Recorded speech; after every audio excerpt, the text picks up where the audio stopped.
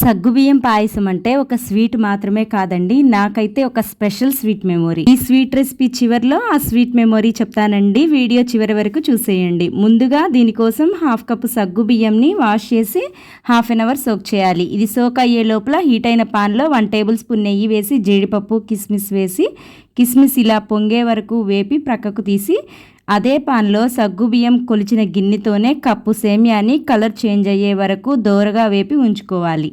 ఇప్పుడు పాయసం కోసం ఒక గిన్నెలో సగ్గుబియ్యం కొలిచిన గిన్నెతోనే 4 కప్స్ వాటర్ పోసి వాటర్ బాయిలింగ్ అయిన తరువాత మాత్రమే మనము 1/2 అవర్ ముందుగా సోక్ చేసిన సగ్గుబియ్యంని వేసి ఒకసారి కలిపి సగ్గుబియ్యం పైకి తేలి బాయిల్ అయిన తర్వాత ఫ్రై చేసుకున్న సేమియాని కూడా వేసి ఒకసారి మిక్స్ చేయాలి.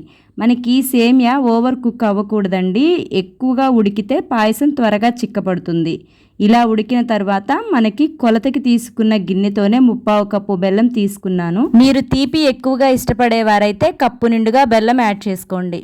బెల్లం అంతా కలిసేలా ఒకసారి అంతా బాగా కలిపి ఫైనల్గా యాలకుల పొడి 2 కప్పులు కాచిన పాలు కూడా పోసుకొని ఒకసారి మిక్స్ చేసుకొని ఫైనల్గా జీడిపప్పు కిస్మిస్ వేసుకొని సర్వ్ చేసుకోవటమే. సమ్మర్ హాలిడేస్కి అయితే మా అమ్మమ్మ వాళ్ళ ఇంటికి వెళ్ళినప్పుడు మేము మా కజిన్స్ మొత్తం 11 మెంబర్స్ ఉండేవాళ్ళమండి. మా అమ్మమ్మ కట్టెల పొయ్యి మీద పెద్ద తెపాలా పెట్టి పాయసం చేసి అందరినీ వరుసగా కూర్చోబెట్టి పాయసం త్వరగా చల్లారటానికి పళ్ళెంలో పోసి పెట్టేది.